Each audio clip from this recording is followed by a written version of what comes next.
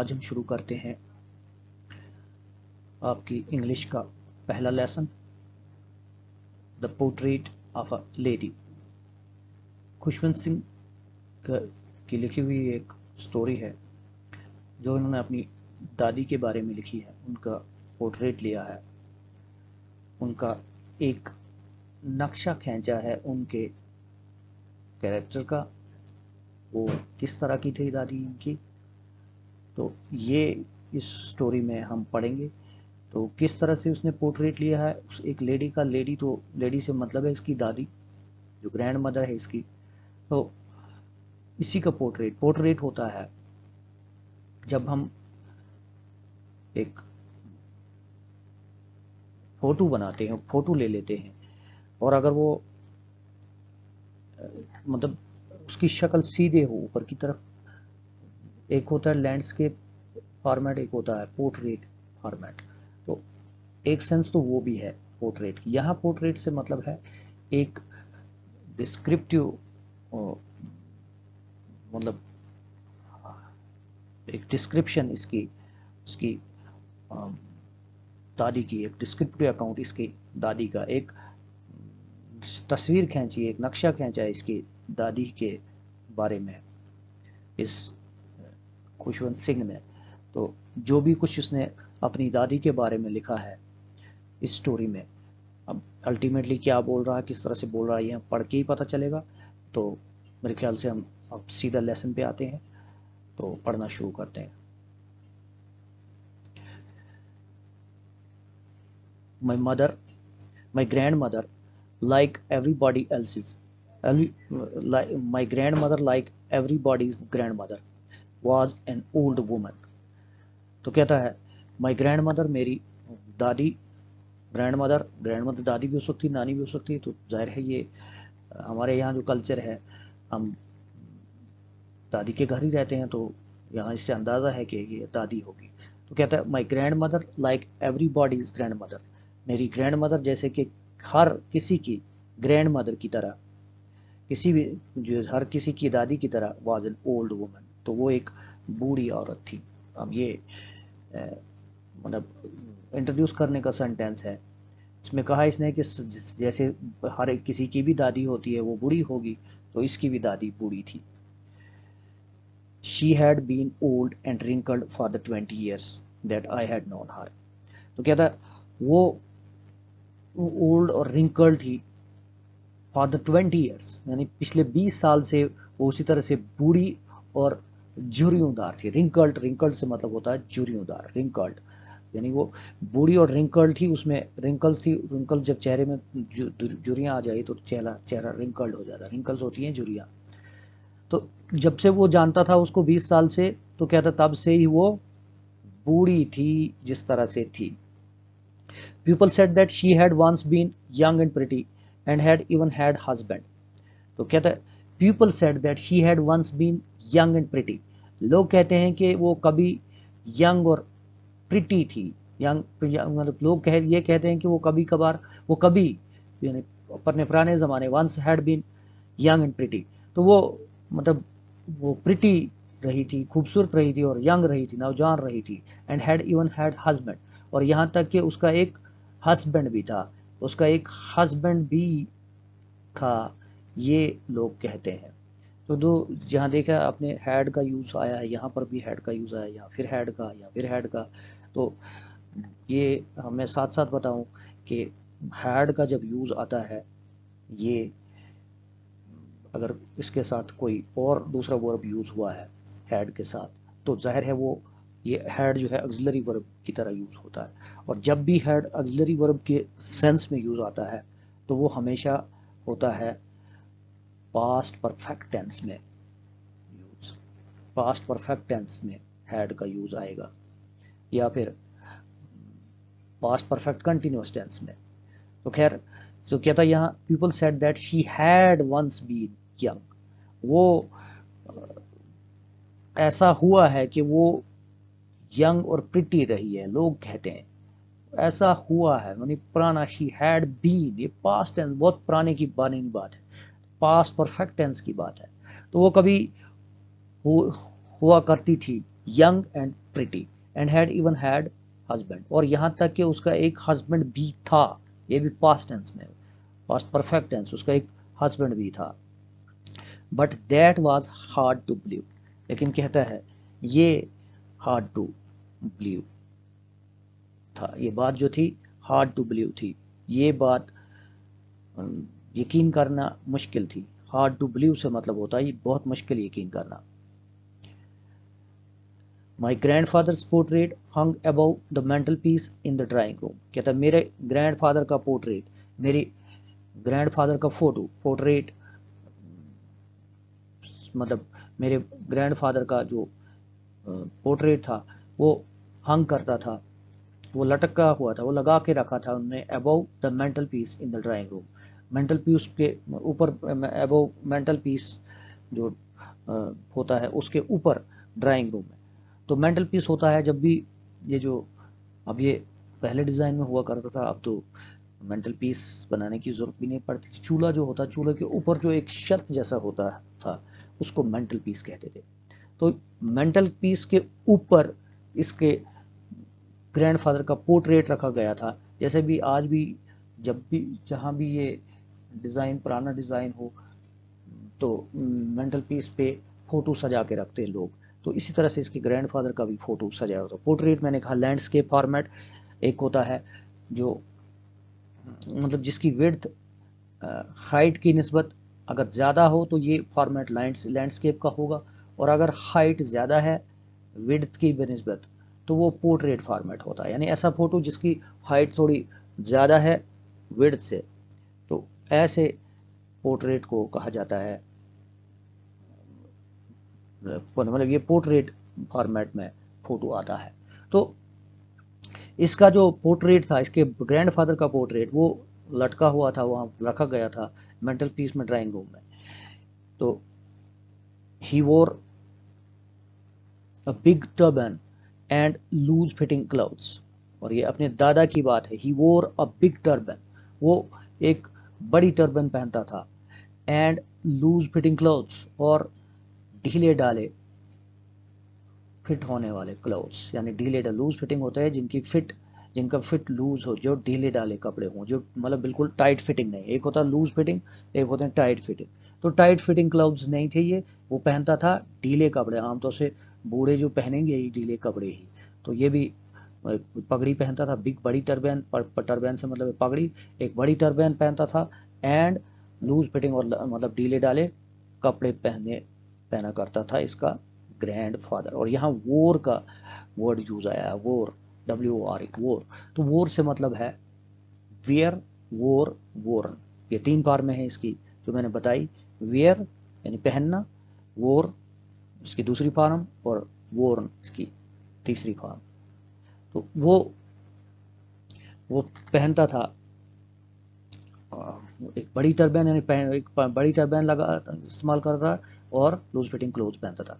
His long white beard covered the best part of his chest, और कहता उसकी long white beard जो थी, उसकी जो लंबी सफ़ेद दाढ़ी, जब ज़ाहिर बूढ़ा था तो सफ़ेद दाढ़ी होगी, तो लंबी जो सफ़ेद दाढ़ी उसकी थी वो कवर करती थी best part of his chest, जो सबसे मतलब खासी, ये यहाँ बेस्ट पार्ट से मतलब है खासी तादाद उसके चेस्ट की, यानी कि चेस्ट की बहुत खासी तादाद वो उसकी लंबी दाढ़ी कवर करती थी। इसका मतलब है काफ़ी दाढ़ी थी इसके चेहरे पर, और वो नीचे आती थी चेस्ट पर, और चेस्ट पर फैली हुई थी, वहाँ पर वो उस तरह से थी, उसको कवर करती थी इसकी चेस्ट को।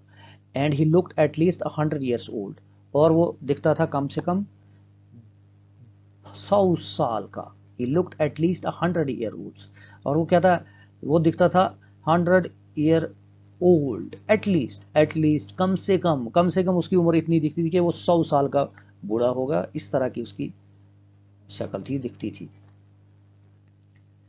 He did not look the sort of person who would have a wife or children. अब ये चूँकि बचपन के अंदाज से इसने शुरू किया है इसको, खुशवंत सिंह ने इसको लिखना, तो ये सेंटेंस इसी अंदाज को एक्सप्रेस करता है। He did not look the sort of person, यानी वो नहीं दिखता था उस तरह का आदमी who would have a wife, कि जिसकी एक बीवी हो, और चिल्ड्रन या बच्चे हों, बहरहाल जो एक पिक्चर होती है बच्चों के दिमाग में कि किस तरह का, यानी जवान हो, अधेड़ उम्र का आदमी हो तो उसके बीवी बच्चे होंगे। अब बहुत ही ज़्यादा एज्ड आदमी हो तो उसकी बीवी होती नहीं। अब ये बच्चों को अंदाज़ा होगा, जाहिर है ज़्यादा बूढ़े आदमी होंगे तो उनकी बीवी जिंदा होनी भी चाहिए।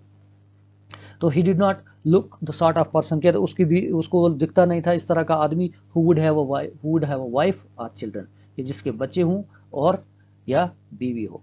इस तरह का आदमी वो दिखता नहीं, क्योंकि ज़्यादा बूढ़े होने की वजह से वो इस तरह का नहीं दिखता था। He looked as if he could only have lots and lots of grandchildren, ये इसने अब एक्सप्लेनेशन कर दी इसकी। He looked as if he could only have lots and lots of grandchildren. तो क्या था, इस तरह से वो दिखता था जैसे कि उसके सिर्फ ज़्यादा से ज़्यादा ग्रैंड चिल्ड्रन हो सकते हैं, पोते और पोतियां हो सकती हैं। ग्रैंड चिल्ड्रन यानी कि पोते और पोतियां, मतलब ये कि अपने बच्चे के बच्चे।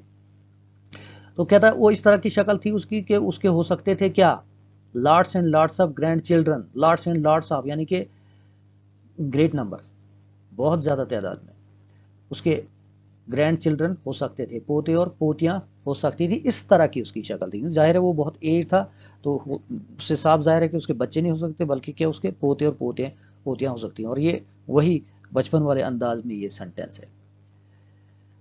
तो कहता है,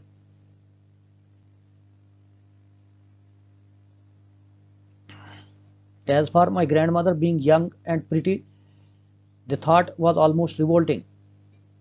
तो क्या था, as for my grandmother being young and pretty, तो कहता है जहाँ तक बात है मेरे ग्रैंड मदर की यंग और प्रिटी होने की, मेरी दादी की नौजवान और खूबसूरत होने की, तो the thought was almost revolting. कहता है इस तरह की सोच लगभग बागियाना सोच थी, ऑलमोस्ट रिवोल्टिंग। रिवोल्ट होता है बगावत, तो यहाँ सोच की बगावत की बात की गई है। थॉट वाज ऑलमोस्ट रिवोल्टिंग, या इस तरह की सोच लगभग बागियाना सोच थी। यानी इससे पता चलता है कि ये मतलब ये कहना कि इस तरह की बूढ़ी औरत के कि वो कभी जवान थी या छोटी थी, ये तो मुमकिन ही नहीं था उसके बचपन के सोचने के अंदाज से।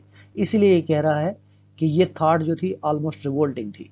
ये इस तरह की सोच लगभग बागियाना थी, बागी होने की थी। यानी कि ये एकदम इंसान सोचता है कि ये हो ही नहीं सकता, ये इस तरह की बात हो ही नहीं सकती है।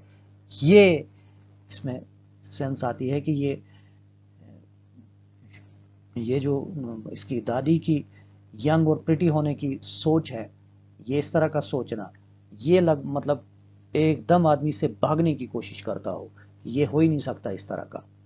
इसी के लिए इसने कहा कि ये थॉट ऑलमोस्ट रिवोल्टिंग थी। She often told us of the games she use to play as a child.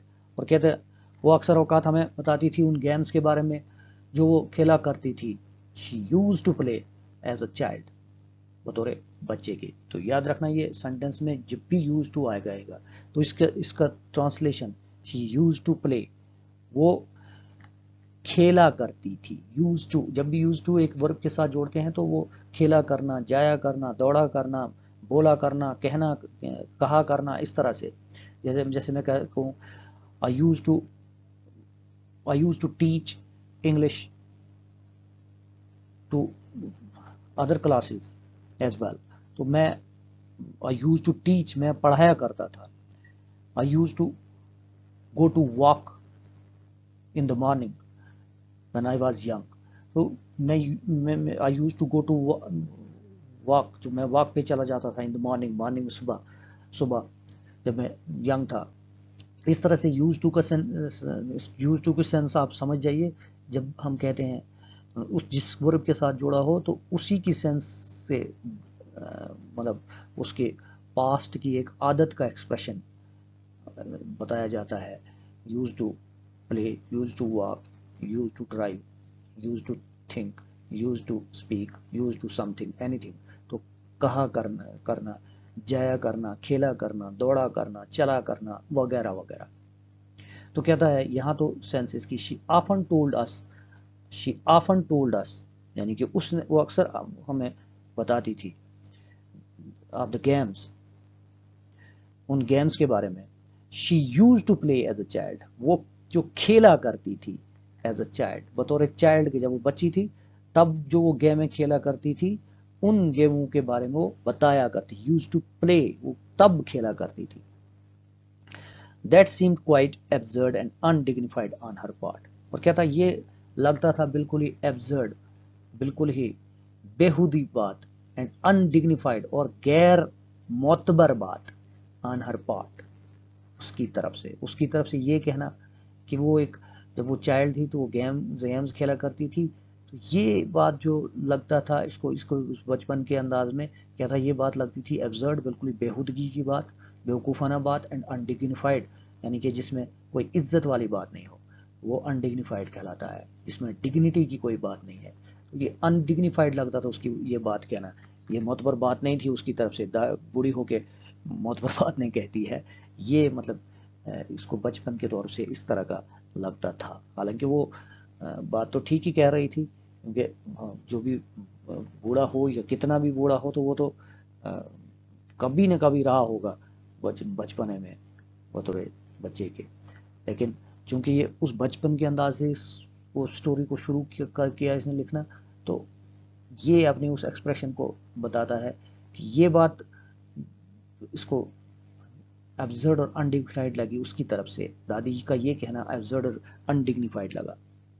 And we treat it like the fables of the prophets she use to tell us, and we treated it होना चाहिए, when we treated it, और हमने इसको treat किया, हमने इसको माना, हमने इसको, इस बात को ऐसे ले लिया, like the fables of the profits, उन फेबल्स की तरह, प्रॉफिट्स की उन कहानियों की तरह, प्रॉफिट्स की उन कहानियों की तरह, she use to tell us, जो कि हमें वो कहा करती थी। देखो यहाँ पर फिर यूज टू आ गया, यूज टू फिर आ गया, जैसे यहाँ पहले यूज टू आया था, तो यहाँ भी यूज टू आया, यहाँ भी यूज टू, और दोनों में वही सेंस आई।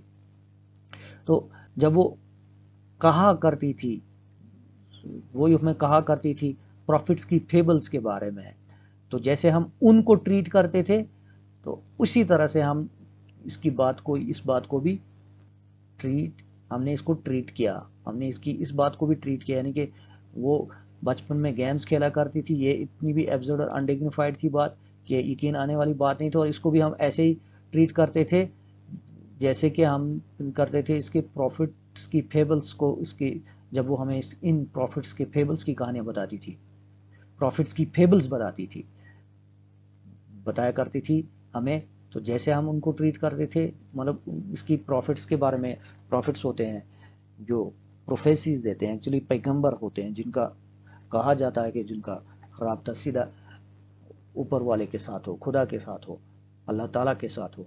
तो प्रॉफिट्स की फेबल्स, प्रॉफिट्स की जो जो कहानियाँ, एक्चुअली जो मॉरल स्टोरीज होती है, खास करके एनिमल फेबल जो है बहुत मशहूर हैं, जो ऐसी कहानियाँ बताई जाती हैं जिनमें कोई ना कोई मॉरल बताया जाता हो, कोई मॉरल दिया जाता हो, खास करके बच्चों के लिए बहुत कहानियाँ बनाई जाती हैं, फेबल्स उनको कहते हैं, जिनमें मॉरल अल्टीमेटली आता है, वो मॉरल कोई एक मतलब एक मॉरल मैसेज देना चाहते हो स्टोरी, ऐसी स्टोरी, तो उनको कहा जाता है फेबल्स। एनिमल फेबल्स के बारे में आपने भी सुना होगा, कई आप फेबल्स के नाम भी जानते होंगे, the thirsty crow, greedy dog, ये तो आपने पढ़ी होंगी स्टोरीज, ऐसी moral stories. The elephant and the tailor, ये इस तरह की जो एनिमल स्टोरीज हैं जिनमें एक मॉरल बताया जाता है। ग्रेप्स और सॉर, जो खास करके वो हमारे बड़ी मशहूर है स्टोरी, जो फॉक्स है, ग्रीडी फॉक्स, जो जंप करती अल्टीमेटली उसको कुछ नहीं मिलता है, तो फिर कहती है फॉक्स, वो फॉक्स, ये ग्रेप्स और सॉर। तो इस तरह की कई स्टोरी, इस तरह से प्रॉफिट्स के बारे में भी जो कहानियाँ हैं जो मॉरल दे देती हैं, पैगंबरों के बारे में जो कहानियाँ हैं, खुदा परस्त लोगों की कहानियाँ जो बताया करती थी, और ये बड़ी रिलीजियस औरत थी, ये हमें पढ़ेंगे हम आगे। तो जो ये प्रॉफिट्स की कहानियाँ उसको बताती थी, उस बच्चे को, खुशवंत सिंह को, जो जब ये बच्चा था, तो क्योंकि उसको यकीन नहीं आता था उन फेबल्स को, उन कहानियों के बारे में। तो चूंकि उनको जैसे वो ट्रीट करते थे, ये फेबल्स हैं, कहानियाँ ही हैं खाली, उनमें कोई सच्चाई नहीं है, इसी तरह से वो इसकी इस बात को भी ट्रीट करते थे, इसके कहने को, कि वो गेम्स खेला करती थी जब वो बच्ची थी। तो बात मतलब ये कि वो एक मॉरल लेसन्स देना चाहती थी उनको, लेकिन वे बात को लाइटली लेते थे, उस अंदाज में लेते थे जो बात सही मतलब नहीं थी।